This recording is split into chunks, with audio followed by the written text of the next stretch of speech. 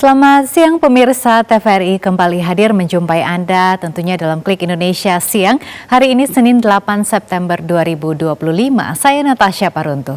Ya, dan saya Anggi DJ. Sejumlah informasi akan segera hadir. Berikut kami sajikan dua topik utama selengkapnya.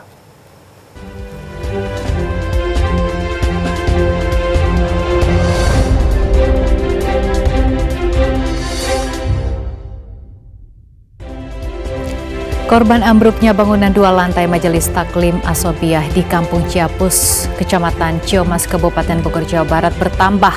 Jumlah korban menjadi 117 korban, 4 diantaranya meninggal dunia.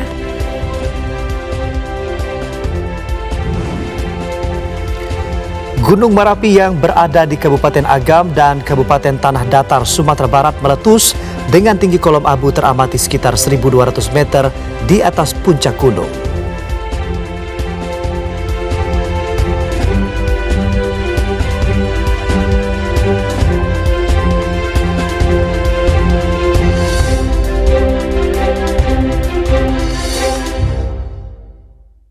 Informasi pertama Klik Indonesia Siang pemirsa, korban ambruknya bangunan 2 lantai Majelis Taklim Asobiah yang berada di Kampung Ciapus, Kecamatan Ciomas, Kabupaten Bogor, Jawa Barat bertambah. Jumlah korban menjadi 117 korban, 4 diantaranya meninggal dunia. Bencana ambruknya bangunan 2 lantai Majelis Taklim Asobiah yang berada di Kampung Ciapus, Desa Sukamakmur, Kecamatan Ciomas, Kabupaten Bogor, Jawa Barat. Jumlah korbannya terus bertambah. Korban yang semula hanya 84 orang, kini bertambah menjadi 117 korban, 4 diantaranya meninggal dunia. Menurut Kepala Desa Sukamakmur, Sri Widiarti, para korban akibat ambruknya bangunan 2 lantai tersebut masih menjalani perawatan medis di rumah sakit. Para korban sendiri mengalami luka di kepala, patah tulang hingga luka lainnya. Mulai dari luka ringan, sedang hingga luka berat. Semuanya korban ada 117 yang luka-luka. Untuk korban meninggalnya? Korban meninggalnya ada 4 orang, Pak. Jadi meninggal satu ya? Meninggal 4 orang. Itu yang terakhir balita atau apa? Yang terakhir ibu rumah tangga. Semalam saya jemput dari rumah sakit Umi Bogor, meninggal dunia Ibu Yulianti namanya, sekitar usia 30 tahunan. Sementara itu, pasca terjadinya bencana ambruknya bangunan 2 lantai Majelis Taklim Asobiah, petugas BPBD masih melakukan monitoring di lokasi kejadian. Pasalnya masih banyak warga yang nekat memasuki area ambruknya bangunan 2 lantai tersebut meski sudah dipasangi garis polisi. Puing sudah dari kemarin sudah dirapihkan, tinggal sedikit lagi kita ngerapikan dari pinggir. Udah gitu kita udah pasang polis lain dari kepolisian. Bang, ini masih ada pencarian nggak sih Bang di lokasi ini? Alhamdulillah pencarian tidak ada, udah kondusif, tinggal puing-puingnya saja Bang. Hingga saat ini ratusan korban masih menjalani perawatan medis di sejumlah rumah sakit di Kota Bogor dan Kabupaten Bogor. Tercatat hingga saat ini total korban akibat bencana tersebut mencapai 117 orang, 4 diantaranya meninggal dunia. 4 korban meninggal dunia sudah dimakamkan oleh pihak keluarga. Saiful Hardi, TVRI Jawa Barat melaporkan. Menteri Agama Republik Indonesia Nasaruddin Umar melakukan kunjungan ke sejumlah rumah sakit di Kota Bogor, Jawa Barat yang merawat korban ambruknya bangunan Majelis Taklim di wilayah Kabupaten Bogor pada Minggu sore. Dalam kunjungannya itu, Mendak memastikan penanganan dari seluruh korban termasuk renovasi dari bangunan Majelis Taklim yang ambruk. Dalam kunjungan itu, Menteri Agama Nasaruddin Umar menyampaikan rasa duka yang mendalam sekaligus keprihatinan atas musibah ambruknya bangunan yang menimpa jamaah Majelis Taklim Asobiah di Kampung Ciapus Kompas, Desa Sukamakmur, Kecamatan Ciomas, Kabupaten Bogor. Ia juga menegaskan bahwa Kementerian Agama akan segera berkoordinasi dengan berbagai pihak, termasuk Badan Amil Zakat Nasional atau Aznas, untuk membantu renovasi bangunan Majelis Taklim yang rusak akibat insiden tersebut. Menak juga mengajak masyarakat untuk mengambil hikmah dari peristiwa tersebut. Dalam kesempatan itu, Menak juga bertemu dengan keluarga korban, termasuk anak-anak yang turut menjadi korban dalam musibah tersebut. Menak menekankan pentingnya solidaritas dan doa bersama untuk menguatkan para korban beserta keluarganya. Kita ikut berduka ya atas kecelakaan yang terjadi tadi ya. Kami kunjungi semuanya di beberapa rumah sakit dan insya Allah kita sudah mencarikan jalan keluar semuanya, pemerintah setempat, Basnas dan Kementerian Agama, termasuk juga kita akan membantu renovasi musallahnya yang rusak ya. Sementara itu pemerintah memastikan akan memberikan perhatian penuh agar para korban mendapat penanganan terbaik serta menjamin keamanan fasilitas keagamaan di masyarakat ke depan. Dari Kota Bogor, Ayatullah Khomeini, kontributor TVRI Jawa Barat melaporkan. Bupati Bogor Rudi Susmanto Minggu sore meninjau langsung lokasi bencana Majelis Taklim yang ambruk di Desa Sukamakmur, Kecamatan Ciomas, Kabupaten Bogor. Bupati Bogor pastikan semua korban dalam penanganan terbaik di rumah sakit rujukan. Pasca terjadinya tragedi musibah ambruknya sebuah majelis taklim Asobiah di Desa Sukamakmur, Kecamatan Ciomas, Kabupaten Bogor yang menelan 4 korban jamaah meninggal dunia. Bupati Bogor meninjau langsung ke lokasi kejadian bersama unsur Forum Komunikasi Pimpinan Daerah. Bupati Bogor Rudi Susmanto mengucapkan duka yang mendalam kepada para korban tragedi Majelis Taklim Asobiah yang sedang memperingati Maulid Nabi. Bupati Bogor mewakili pemerintah Kabupaten Bogor semaksimal mungkin melakukan penanganan terbaik di sejumlah rumah sakit rujukan di kota dan Kabupaten Bogor. Bupati Bogor memastikan semua biaya rumah sakit rujukan ditanggung pihak pemerintah Kabupaten Bogor. Tentunya kami hari ini berfokus kepada penanganan korban terlebih dahulu. Tapi pemerintah Kabupaten Bogor terkait seluruh pembiayaan rumah sakit yang meninggal dunia kami akan membantu dan bertanggung jawab penuh, dan tentunya menjadi pengalaman kita bersama. Nanti akan menindaklanjuti bersama dengan SKPD terkait. Tetapi kami hari ini berfokus bersama TNI, Polri, BPBD dan beberapa kelompok-kelompok masyarakat lainnya yang untuk membantu korban bencana di lapangan. Penyebab bangunan Majelis Taklim Asobiah 2 lantai ambruk pada Minggu pagi sekitar pukul 8.30 waktu Indonesia Barat diakibatkan karena bangunan tidak mampu menahan beban jamaah.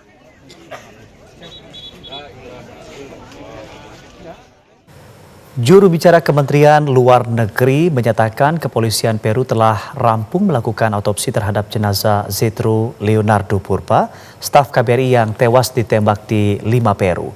Sementara saat ini koordinasi tengah dilakukan untuk transportasi pemulangan jenazah Zetro.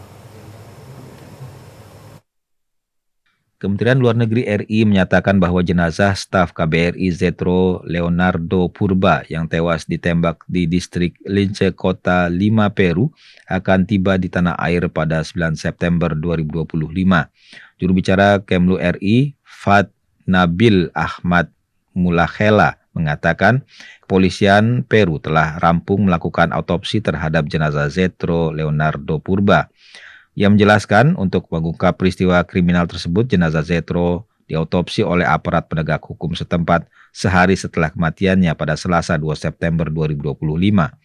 Proses autopsi tersebut memakan waktu cukup lama sampai akhirnya pemerintah Indonesia mendapat kepastian bahwa jenazah bisa dipulangkan ke tanah air. Zetro meninggal dunia setelah ditembak 3 kali oleh seorang yang tidak dikenal beberapa meter dari tempat tinggalnya di wilayah Lince 5. Zetro yang mengalami luka parah akibat tembakan tersebut sempat dievakuasi ke klinik Xavier Prado, namun nyawanya tidak dapat diselamatkan. Sementara itu, istrinya berhasil selamat dari penyerangan tersebut dan saat ini masih di bawah perlindungan kepolisian setempat. Saudara Polda Metro Jaya terus mendalami kasus aksi anarkis yang melibatkan pelajar di Jakarta dengan menggandeng PPATK. Penyidik menemukan indikasi adanya pihak yang memberikan bekal, makanan hingga petasan kepada para remaja ini. Penyidikan aksi anarkis pelajar yang terjadi sejak 25 hingga 28 Agustus lalu terus dikaji oleh Polda Metro Jaya. Dalam hasil penyidikan, polisi mendapati bukti bahwa sejumlah remaja diduga diberi kompensasi untuk turut serta dalam aksi. Penyidik juga menemukan petasan dan pembekalan yang diduga disediakan oleh pihak tertentu.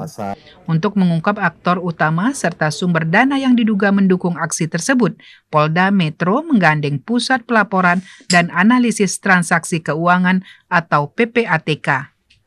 Data awal yang kami pergunakan untuk mengungkap jaringan ini, kelompok ini, itu betul. Lalu apakah sudah berkoordinasi dengan PPATK? Sudah. Kami juga ingin menelusuri apakah ada aliran dana tertentu kepada kelompok ini atau mereka lebih bersifat kolektif. Hingga kini Polda Metro Jaya masih melakukan penyidikan mendalam untuk mengungkap siapa aktor utama dan penyokong dana di balik aksi anarkis yang melibatkan pelajar tersebut. Dari Jakarta Selatan, Gunawan Sumaryono melaporkan. Temuan di lapangan itu juga. Kepolisian daerah Jawa Timur berhasil mengungkap dan menetapkan 9 orang tersangka dalam kasus pembakaran gedung Negara Gerahadi Surabaya. Peristiwa ini terjadi dalam rentan waktu 29 hingga 31 Agustus 2025 saat unjuk rasa berujung rusuh. Dari penyelidikan yang dilakukan Subdit 3 Jatanras Ditreskrimum Polda Jatim, 9 orang ditetapkan sebagai tersangka. 1 orang tersangka dewasa berinisial AEP, warga asal Maluku Tengah yang berdomisili di Sidoarjo. Sementara 8 tersangka lainnya masih berstatus anak di bawah umur atau anak-anak. Tersangka AEP berperan membuat 5 bom molotov bersama 4 anak sekaligus menjadi eksekutor pelemparan ke arah gedung Gerahadi. Sementara tersangka lainnya berperan mengajak demonstrasi melalui grup WhatsApp dan menyiapkan bahan bakar, membuat molotov, melempar batu hingga menjarah material besi di Gerahadi. Saat ini polisi mengamankan barang bukti tersebut berupa pakaian para pelaku, botol bir, bekas molotov, 1 unit sepeda motor, dan 3 handphone. Di sisi lain, kasus penjarahan di Gedung Negara Gerahadi. 2 pelaku masing-masing berinisial MRM 19 tahun dan NR 17 tahun yang menjarah rantai besi sepanjang 3 meter dari pagar Gerahadi. Polda Jawa Timur telah mengamankan 9 pelaku dan telah ditetapkan sebagai tersangka. Dengan rincian 1 tersangka dewasa dan 8 ini pelaku anak berhadapan dengan hukum. Seluruh tersangka ke-9-nya merupakan pelaku pelemparan bom molotov ke arah Gedung Negara Gerahadi, Surabaya.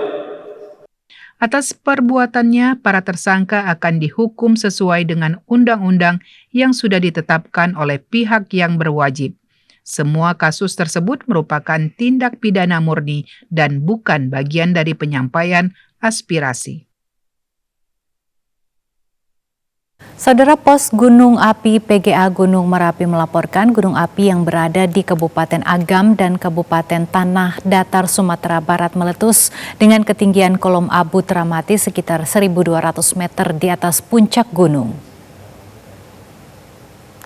Petugas Pos Gunung Api PGA Gunung Merapi Ahmad Rifandi menjelaskan terjadi erupsi pada pukul 20.16 waktu Indonesia Barat.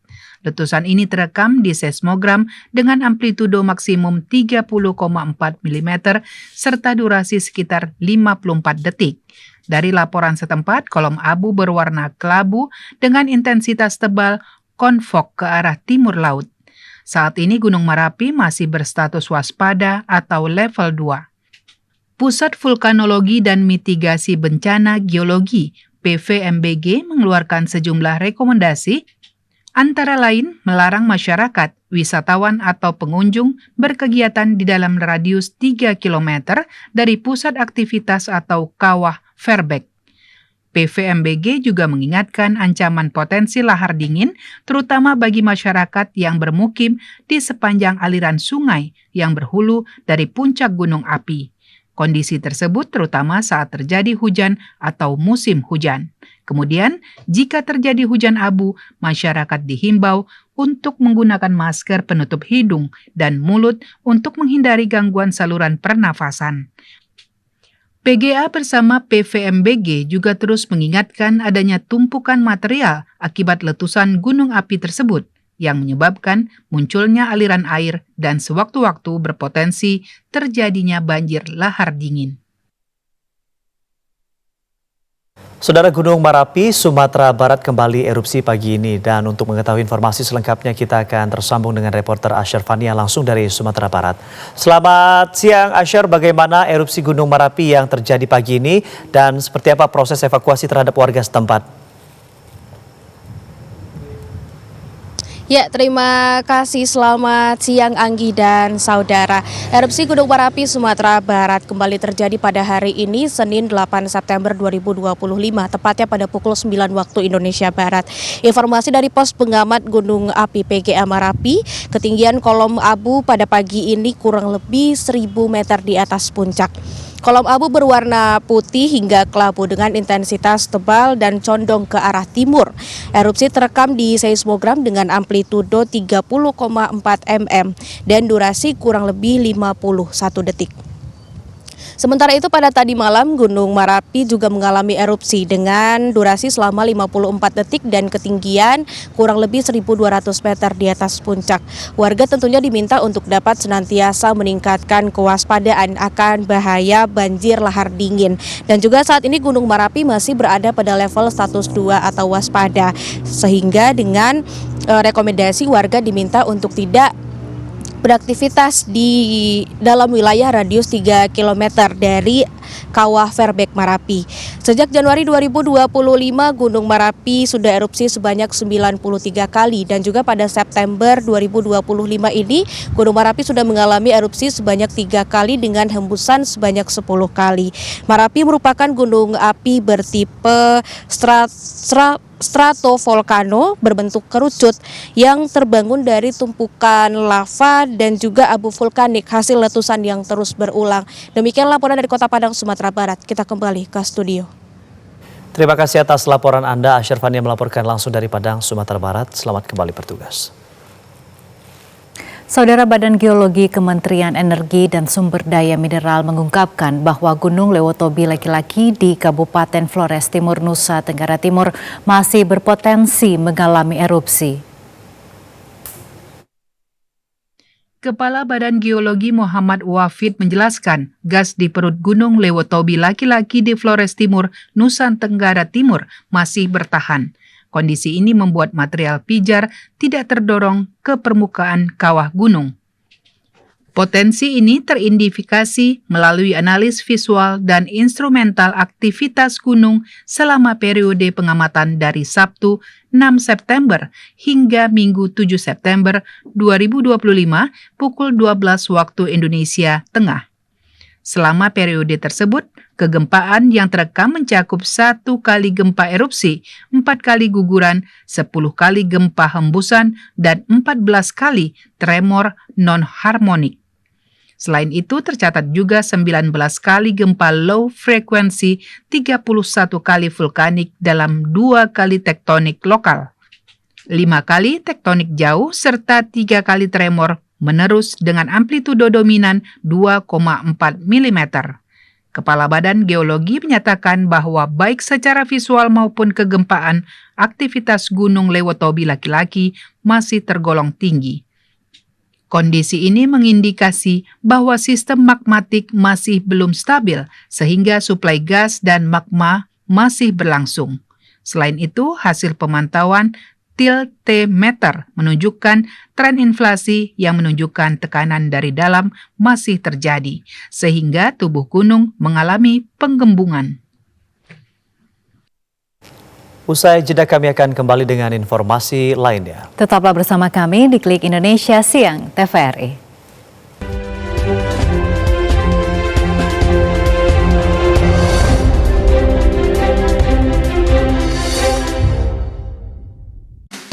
Kita bakal ngebahas seputaran Ngobrol seru dengan beragam topik menarik dipandu host Dimar Danardono dan Shalva Putri, ditemani narasumber inspiratif, serta performance dari bintang tamu spesial. Kabar baiknya, sekarang tuh Gen Z itu justru menyukai budaya-budaya tradisi kita.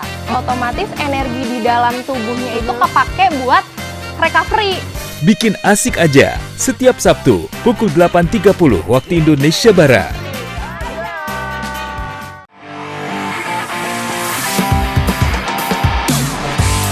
Anda pecinta olahraga? Perbaharui informasi Anda seputar dunia olahraga dengan menyaksikan Monitor Olahraga. Saksikan Monitor Olahraga setiap hari pukul 00 waktu Indonesia Barat di TVRI Nasional dan TVRI Sport.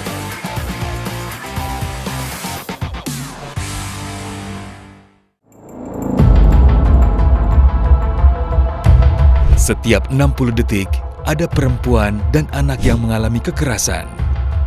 Jika dibiarkan, akan merusak masa depan mereka. Laporkan jika terjadi di sekitar Anda. Negara menjamin melalui Undang-Undang Penghapusan Kekerasan dalam Rumah Tangga dan Undang-Undang Perlindungan Anak. Akhiri kekerasan terhadap perempuan dan anak.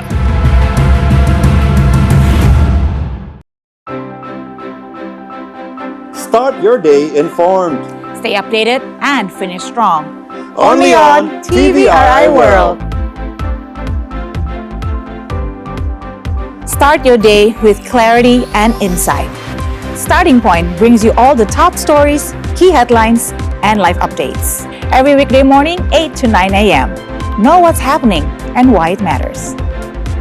Midday, stay informed with Newswatch, your trusted source for fast, reliable news from Indonesia and around the globe.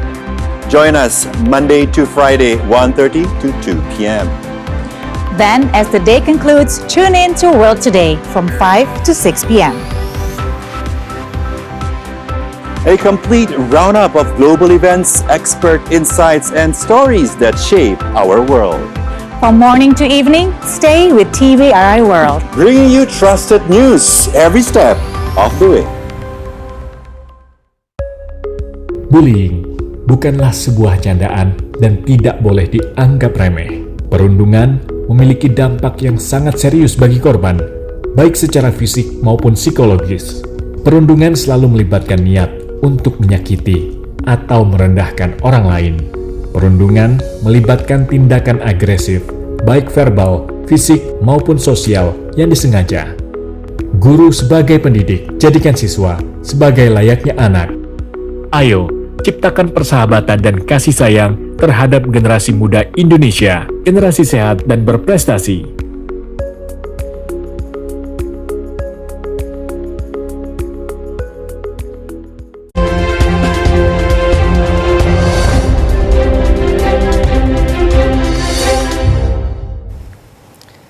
Terima kasih Anda kembali bersama kami, Klik Indonesia Siang TVRI.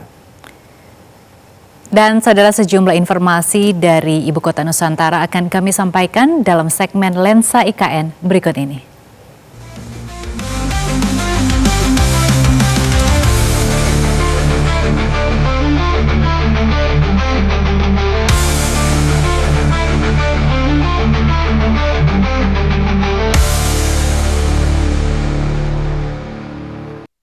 Sudah ada rekan kita di Ibu Kota Nusantara, rekan kita Suharmaji di sana yang akan menyampaikan informasi terkait dengan perkembangan Ibu Kota Nusantara.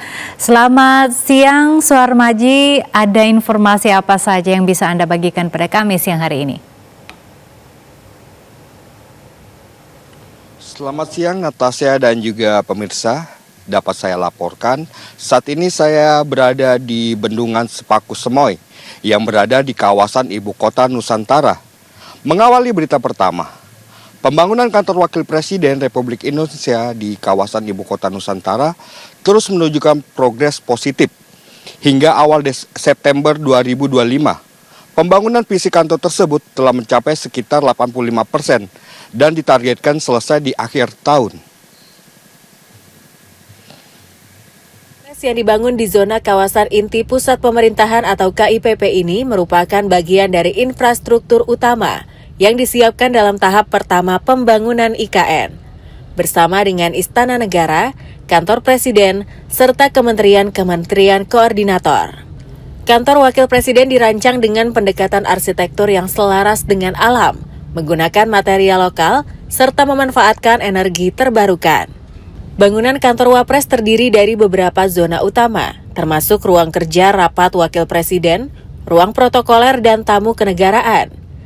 Seluruh kawasan juga terintegrasi dengan sistem transportasi hijau dan jalur khusus VVIP, serta didukung teknologi smart building untuk efisiensi energi, keamanan, dan kenyamanan kerja.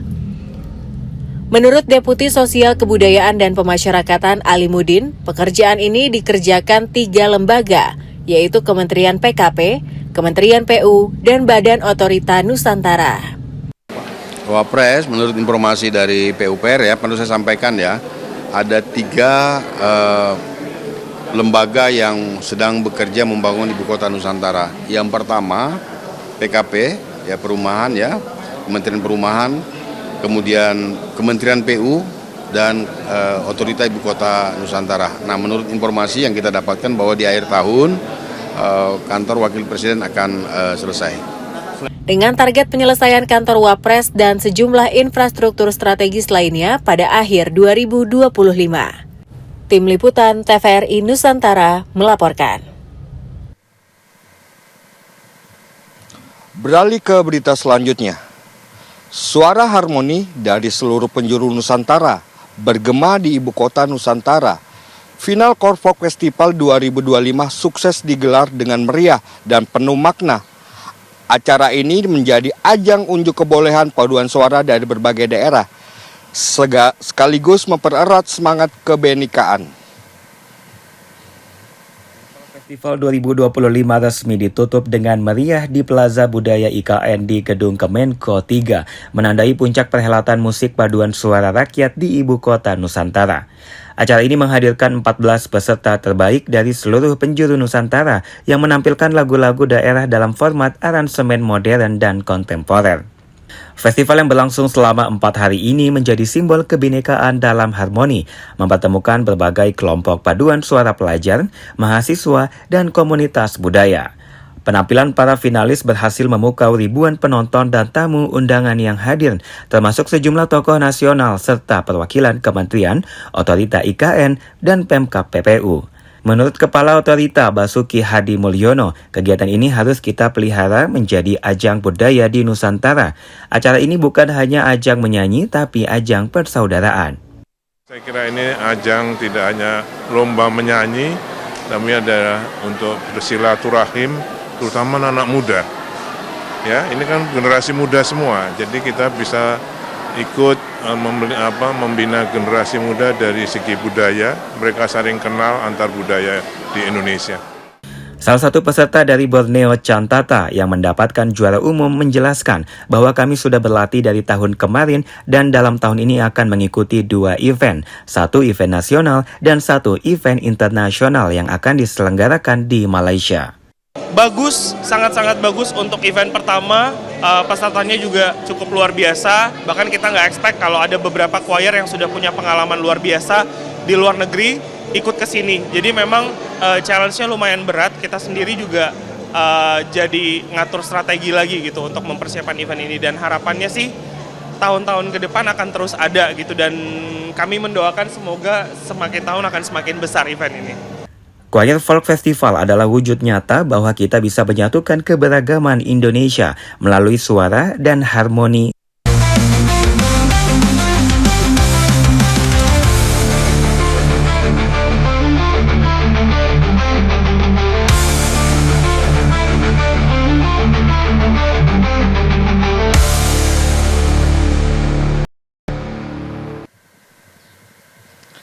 Demikian 2 informasi dari Ibu Kota Nusantara. Kembali ke studio, Natasha. Baik, Suharmaji, terima kasih atas informasinya. Selamat siang dan selamat bertugas kembali. Kita beralih ke informasi lain, Saudara. Skuad Garuda akan kembali bertanding dalam FIFA Matchday melawan Timnas Lebanon. Pada laga ini, pelatih Patrick Kluivert juga mengungkapkan bahwa kepercayaan diri para pemain menjadi hal nomor satu agar dapat meraih hasil maksimal.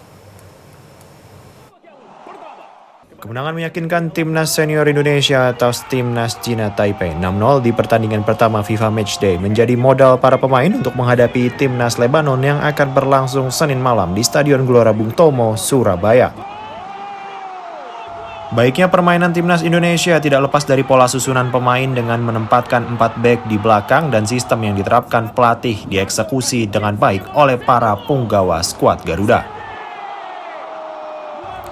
Juru taktik Timnas Indonesia Patrick Kluivert mengungkapkan sistem lain tidak boleh dilupakan, namun melawan Lebanon nanti Rizky Ridho dan kawan-kawan masih tetap menerapkan pola 4-4-2 dengan 4 bek sejajar. Namun kepercayaan diri punggawa Garuda di atas lapangan menjadi kunci sukses di balik pola permainan yang diterapkan oleh pelatih. And against Lebanon, of course, I won't change the system. And I would just said to perfectionize the system. Other things need to be better, but as you can see, the execution of the system and what I asked from the players was really well executed. So the confidence of the team is the most important thing, and that we need to expand. It doesn't matter against who we play because we need to look at ourselves. Kesiapan skuad Garuda melawan Timnas Lebanon juga disampaikan gelandang serang Mark Locke yang merasa sudah siap secara fisik maupun mental melawan Timnas Lebanon. Ia meminta rekan setimnya menunjukkan permainan yang terbaik dalam pertandingan nanti. Sementara itu, ajang FIFA Matchday melawan Timnas Lebanon menurut Ketua Umum PSSI Erick Thohir harus dijadikan laga uji coba maksimal untuk tim skuad Garuda. Dengan Lebanon, tim senior ini benar-benar pertandingan yang kita harapkan sebagai bagian uji coba maksimal untuk tim senior merasakan dengan lawan dari Timur Tengah. FIFA Matchday dengan Timnas Cina Taipei dan Lebanon ini sekaligus bentuk pemanasan Timnas Senior Indonesia jelang round 4 kualifikasi Piala Dunia 2026 zona Asia pada bulan Oktober 2025. Indonesia tergabung di grup B bersama Saudi Arabia dan Irak. Saudara, program Banten Indah yang digagas Gubernur Banten menjadi motivasi bagi Dinas Lingkungan Hidup dan Kehutanan DLHK Banten untuk mengelola Taman Hutan Rakyat atau Tahura di Kecamatan Carita, Kabupaten Pandeglang, Banten. Kawasan konservasi yang sebelumnya dikelola pihak perhutani banyak fasilitas yang kurang memadai. Inilah lokasi kawasan Taman Hutan Rakyat atau Tahura Banten yang berada di wilayah Kecamatan Carita, Kabupaten Pandeglang. Kawasan konservasi ini sebelumnya dikelola oleh perhutani. Namun kini pengelolaan Tahura ini diambil alih oleh Dinas Lingkungan Hidup dan Kehutanan atau DLHK Banten. Semenjak tidak dikelola oleh perhutani, kondisi Taman Hutan Rakyat ini sangat terbengkalai. Terlihat seluruh penginapan yang ada di sini kondisinya rusak berat. Kepala Subbagian Tata Usaha Tahura Banten dari Dinas Lingkungan Hidup dan Kehutanan Banten, Haris Mulyana, mengatakan pihak DLHK Banten mengelola 2.500 hektar. Dari total luas tersebut merupakan kawasan konservasi. Namun di dalamnya dimanfaatkan untuk kegiatan wisata. Fasilitas yang mengalami kerusakan akan diperbaiki pada tahun 2026.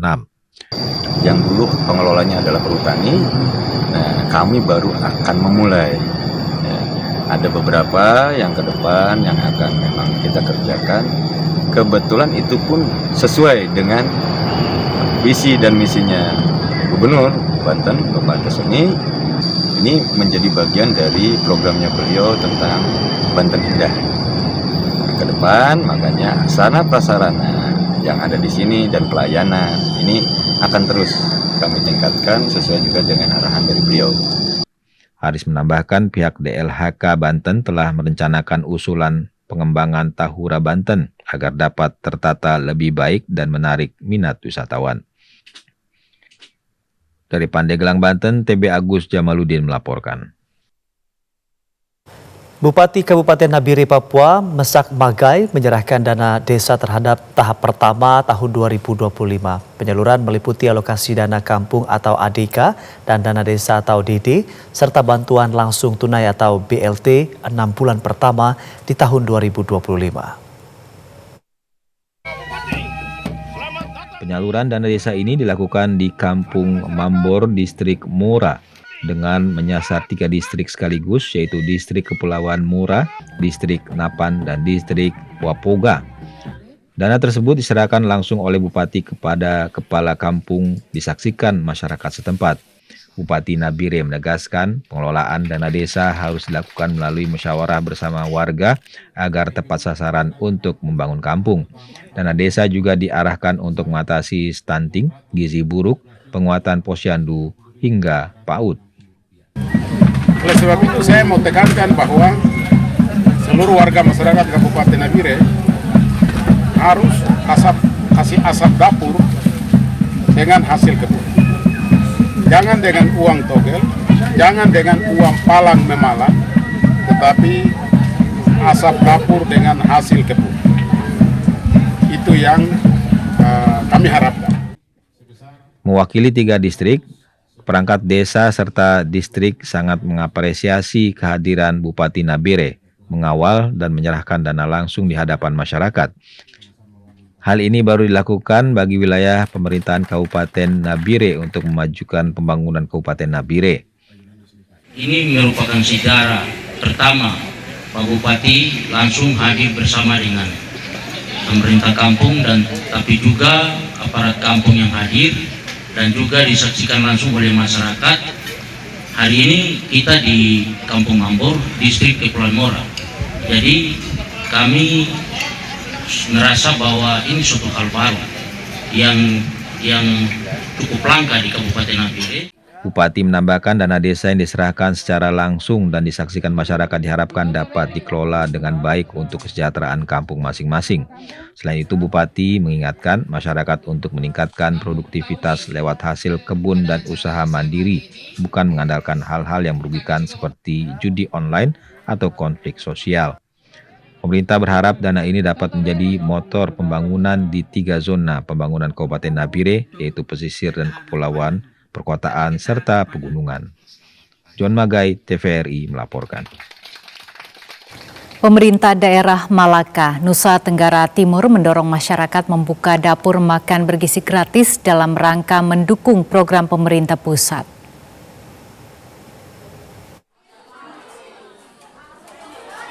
Sejak dilaksanakan program makan bergizi gratis pada 6 Januari 2025, tercatat di Malaka baru dimulai pada tanggal 1 September 2025. Data yang dihimpun, ada 1 titik dapur MBG di Kecamatan Malaka Barat dan akan dibangun lagi beberapa dapur seperti di Kecamatan Koba 5, Lain Manen, Malaka Tengah, dan Malaka Timur. Wakil Bupati Malaka Henry Melkisimu mengatakan pemerintah daerah siap mendukung masyarakat yang memiliki modal untuk membangun dapur MBG bagi sekolah-sekolah di Kabupaten Malaka. Lanjut Melki, semua persiapan akan disurvei kelayakannya dari Badan Gizi Nasional RI guna memastikan dapur MBG layak atau tidaknya untuk dapat digunakan atau beroperasi. Untuk itu pihaknya meminta agar masyarakat yang hendak membangun dapur MBG dapat memperhatikan ketentuan atau persyaratan yang ditentukan dari Badan Gizi Nasional. Ada 1 yang sudah jalan di Malaka Barat, tapi yang sementara membangun ini juga ada banyak. Di Naimana juga ada 1, di Webre Mata ada 1, di Rehenek juga ada 1, di Malaka Tengah sini juga ada 1. Survei kelayakan tetap dari pemerintah? Iya, dari pemerintah pusat yang akan melakukan survei itu. Di Sasitamian juga sudah ada sementara membangun. Jadi ya kita tunggu saja. Jadi niat atau keinginan dari masyarakat untuk membangun 1 dapur untuk MBG ini juga tinggi. Jadi ya sekarang lagi berlomba-lomba untuk membangun itu. Dan mudah-mudahan tahun depan ini sudah banyak yang berjalan. Kita berharap demikian. Setelah itu Henry Melkisimu juga meminta kepada masyarakat seluruhnya agar dapat menyiapkan bahan mentah dengan membuka lahan sayur, budidaya ikan dan ayam petelur sehingga bisa mencukupi kebutuhan semua sekolah di wilayah Kabupaten Malaka. Pemerintah daerah akan membantu warga dengan menyiapkan lahan tidur untuk dikelola secara maksimal. Yosman, TVRI NTT. Penerima manfaat program MBG di Kota Payakumbuh, Sumatera Barat saat ini telah mencapai 25.000 orang. Jumlah penerima manfaat program pemerintah berupa makan bergizi gratis atau MBG di Kota Payakumbuh terus mengalami peningkatan. Hingga bulan September 2025, total penerima manfaat yang terdiri dari peserta didik, ibu hamil, ibu menyusui, serta balita sudah mencapai lebih dari 25.000 orang. Jumlah tersebut tersebar di 4 kecamatan di Kota Payakumbuh, Sumatera Barat. Sementara itu jumlah peserta didik sasaran penerima manfaat MBG di Kota Payakumbuh mencapai 62.000 orang. Pemerintah daerah terus mengajak pelaku usaha berinvestasi membangun dapur atau SPPG baru. Saat ini sudah terdapat 7 dapur satuan penyedia pemenuhan gizi SPPG yang tersebar di Kecamatan Payakumbuh Timur, Selatan, dan Utara. Penambahan jumlah dapur ini berdampak langsung pada bertambahnya jumlah penerima manfaat. Pemko Payakumbuh melalui Dinas Pendidikan menyampaikan apresiasi atas dukungan berbagai pihak karena sebelumnya banyak sekolah dan peserta didik yang berharap juga mendapatkan program MBG. Kedepan, pemerintah Kota Payakumbuh menargetkan berdirinya 18 dapur di 5 kecamatan agar seluruh sekolah bisa menerima manfaat program MBG. Dan saudara, sejumlah informasi menarik lainnya masih akan kami hadirkan sesaat lagi. Tetaplah bersama kami, Klik Indonesia Siang TVRI.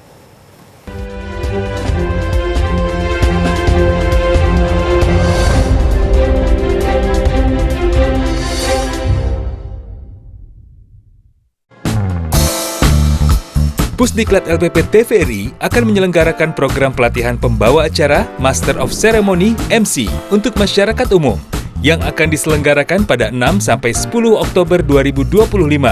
Bertempat di Pusdiklat LPP TVRI, Jalan Studio Alam, Kota Depok. Informasi pendaftaran dapat menghubungi kontak berikut ini.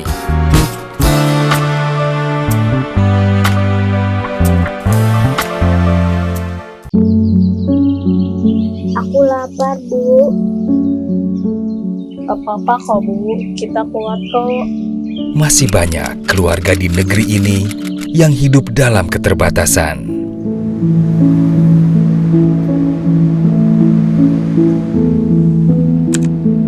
Om, semirnya, Om. Kebetulan nih. Boleh.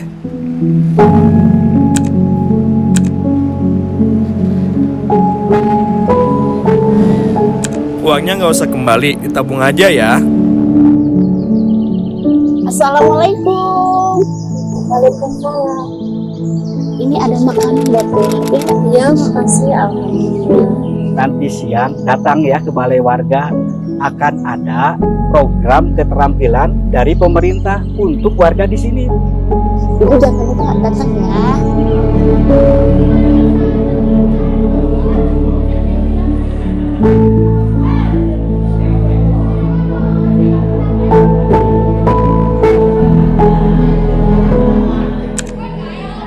Kalian mau sekolah? Mau, Bu. Baik.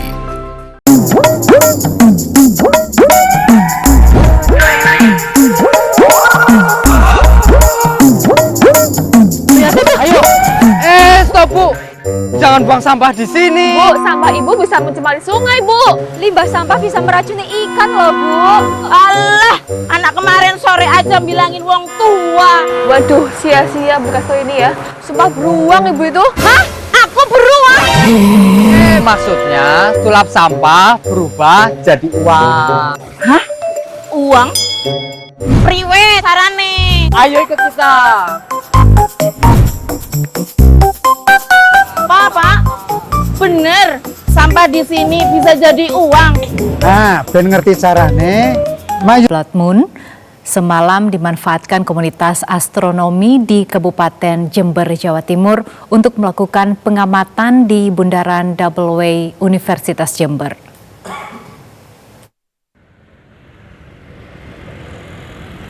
Sejumlah remaja yang tergabung dalam komunitas astronomi Jember menggelar kegiatan pengamatan bersama terjadinya fenomena alam gerhana bulan total atau Blood Moon di Bundaran Double Way Universitas Jember Minggu malam.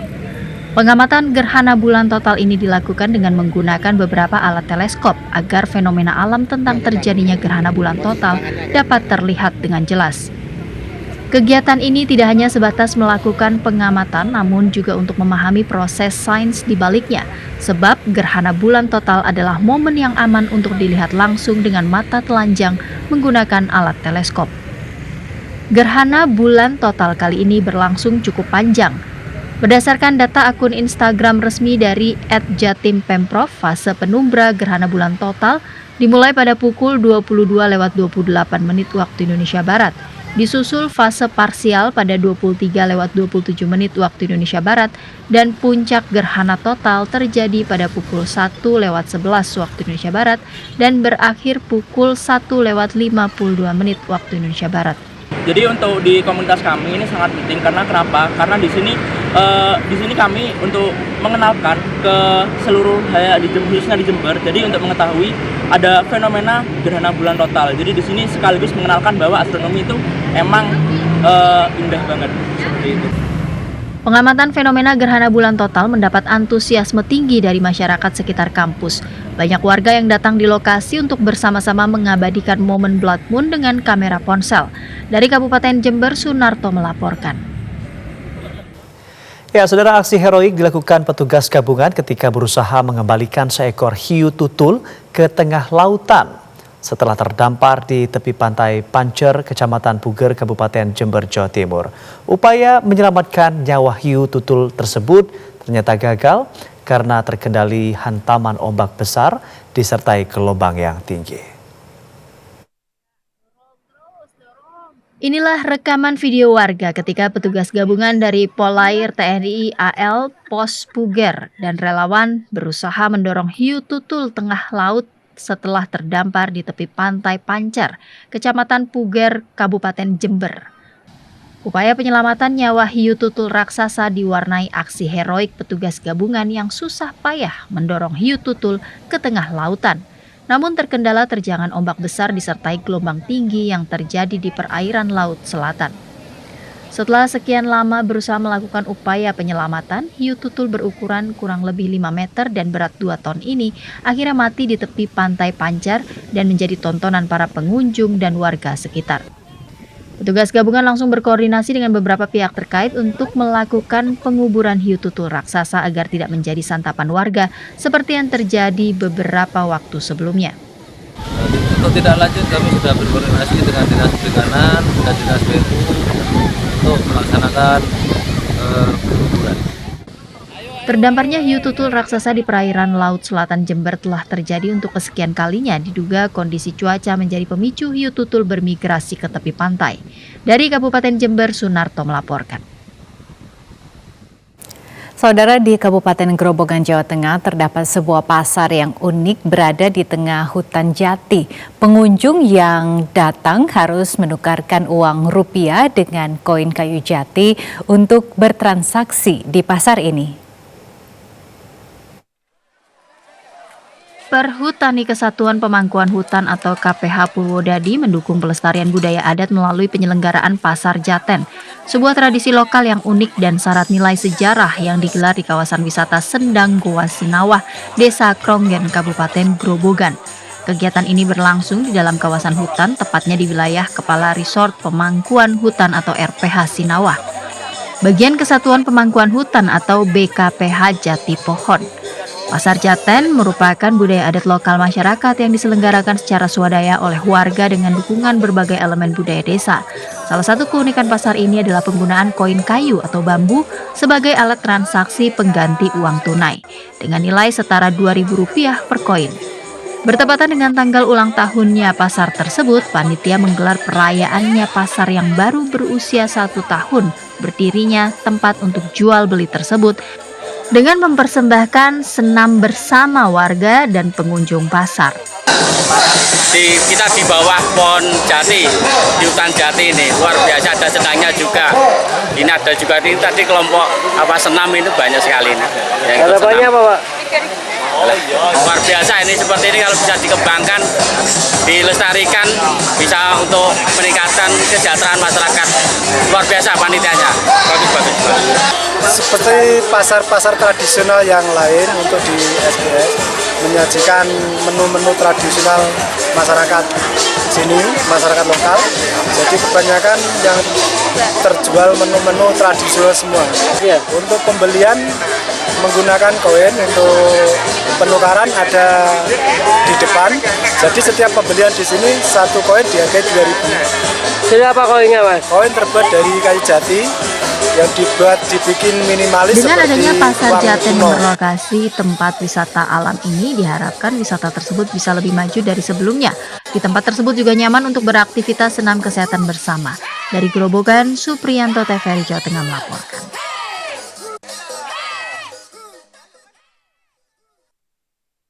Ya, saudara, gelak tawa dan kegembiraan mengiringi kegiatan dolanan jadul yang digelar di Desa Kecepaka, Batang. Anak-anak Gen Z diajak bermain permainan tradisional era tahun 90-an sebagai upaya mengurangi kecanduan menggunakan gawai. Pembina komunitas OI Tanam Siram, Fajar, menggelar permainan jadul karena cemas dengan kebiasaan anak-anak yang terlalu lama bermain gawai. Ia menilai kebiasaan ini berpotensi menimbulkan dampak negatif bagi mental anak. Sebanyak 17 permainan tradisional diikuti anak-anak mulai dari congklak, telepon benang, lompat tali, engklek, hingga mainan dari pelepah pisang. Kegiatan ini membuat mereka belajar memahami dan menikmati kearifan lokal yang pernah jaya di era 90-an. Ini ceritanya OI lagi mengadakan gelaran mainan jadul. Ya, untuk anak-anak. Kenapa sih, Mas, kok diadakan permainan jadul zaman sekarang, Mas? Ini karena untuk anak-anak sekarang ini kan cenderung main HP. Ya, sini. Cenderung main HP. Nah, kita teman-teman OI berupaya mengenalkan mainan tradisional agar mengurangi anak-anak main HP. Respon positif datang dari orang tua yang mendampingi. Mereka menganggap permainan tradisional lebih edukatif dan mampu mempersatukan anak-anak. Kegiatan ini juga dinilai mengajarkan kebersamaan dan interaksi sosial yang tidak didapat dari gawai. Kapal kotak-kotak. Oh, kapal kotak. Sama lompat karet. Sama lombat. Sama makan makanan. Bikin keris. Sama uang-uang. Oh, gimana? Seneng nggak? Sini deh. Sama HP-HP. Seneng nggak main kayak gitu? Kebanyakan kan anak sekarang tuh apa-apa gadget terus ya. Jadi jarang kalau lihat mainan kayak gini, memang harus dibudayakan sih, maksudnya harus dikembangkan lagi biar anak-anak yang generasi sekarang itu tahu kalau mainan dulu itu menyenangkan gitu. Lebih menyenangkan. Kalau zaman dulu boleh tahu permainan menyenangkannya apa sih yang menyenangkan dari zaman dulu? Menyenangkan itu ya dulu mainnya bareng-bareng gitu. Kalau sekarang kan banyak anak kecil itu apa individu ya, main handphone sendiri-sendiri. Kalau dulu kan apa kelompok-kelompok ya gitu. Anak-anak antusias, bahkan ada yang baru pertama kali mencoba permainan sederhana namun menghibur. Kegiatan ini sekaligus menjadi sarana rekreasi sekaligus pelajaran budaya bagi generasi muda Desa Kecepak. Visi utama TVRI Jawa Tengah. Saudara, informasi dari Batang tadi sekaligus menutup perjumpaan kita dalam Klik Indonesia siang hari ini. Saya Natasha Paruntu. Ya, dan saya Anggi DJ beserta kerabat kerja yang bertugas mengucapkan terima kasih atas kebersamaan Anda.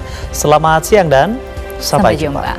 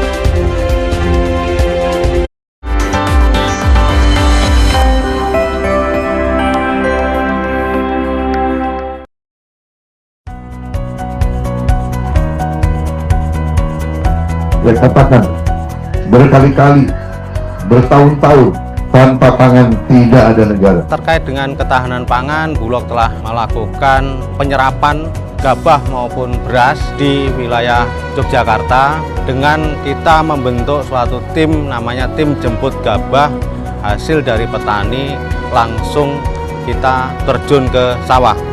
Tentunya petani dapat menikmati harga yang bagus, lebih bagus daripada ketika petani itu menjual ke pedagang atau pengepul. Pertama-tama saya ucapkan terima kasih kepada Pak Presiden Pak Prabowo yang sudah mencanangkan program ketahanan pangan dengan harga Rp6.500 khususnya gabah kering panen, dan kami sangat senang sekali dengan harga yang ditetapkan oleh pemerintah, dan kami ingin program ini tidak berhenti pada musim ini. Program ini semoga sampai 5-10 tahun ke depan sangat didambakan oleh petani. Ini betul-betul program yang membantu petani.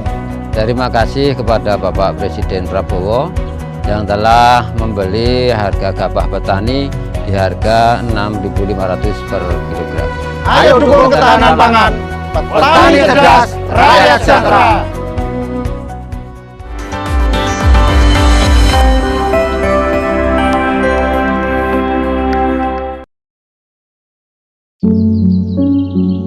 Aku lapar, Bu.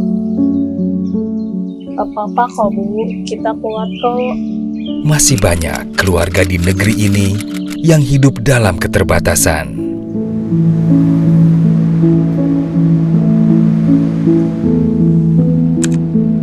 Om, semirnya Om. Kebetulan nih, boleh.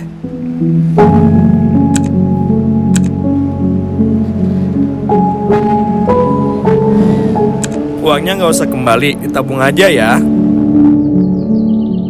Assalamualaikum. Waalaikumsalam. Ini ada makanan buat Bu. Ya, makasih. Alhamdulillah.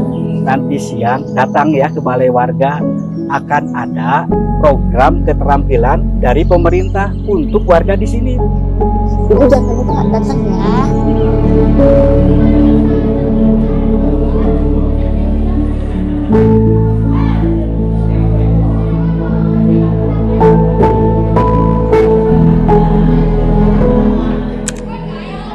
Kalian mau sekolah? Mau, Bu.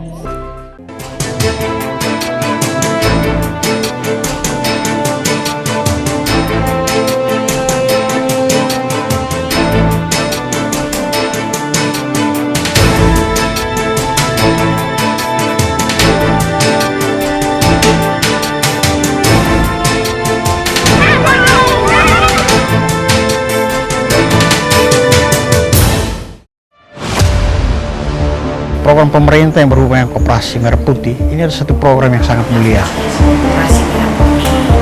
Tujuan dari pembentukan Koperasi Merah Putih ini adalah peningkatan perekonomian menuju kepada kesejahteraan masyarakat. Dengan hadirnya Koperasi Merah Putih ini, salah satu kebangkitan ekonomi di tingkat desa. Namanya petani ini tidak selalu setiap uang kita suruh untuk kumpul satu karung hanya 112.500, ini sudah setengah mati. Kami ingin melatih anak-anak kami untuk tahu tenun agar tenun tidak hilang. Koperasi Merah Putih sungguh luar biasa, program Pak Presiden Prabowo sangat-sangat membantu. Prabowo Subianto, Presiden Republik Indonesia, meluncurkan kelembagaan 80.000 koperasi desa dan kelurahan Merah Putih. Terima kasih.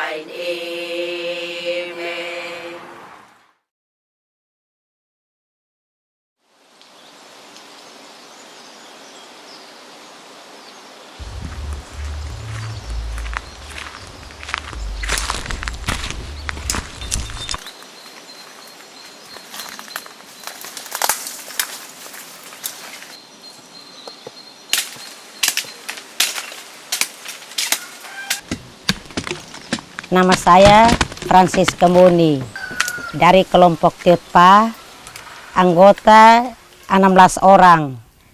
Kami dari Desa Susulaku, Kecamatan Insana, Kabupaten Timur Tengah Utara, Provinsi Nusa Tenggara Timur.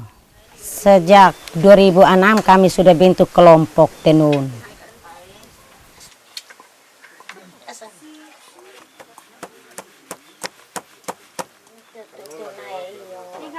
Kami mulai tenun sejak sekitar jam 8. Sesudah kami urus anak sekolah ke sekolah, langsung kami mulai kerja, kami punya pekerjaan tenun.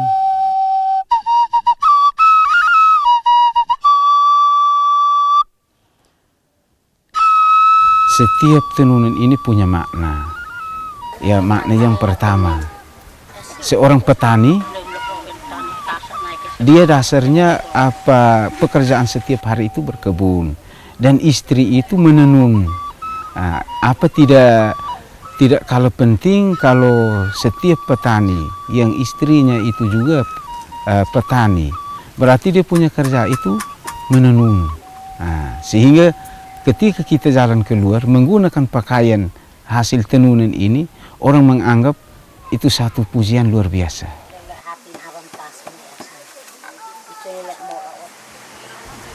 Yang menjadi dasar untuk kain tenun ini dilestarikan, karena ini sudah dicanangkan sejak dari dulu para leluhur ketika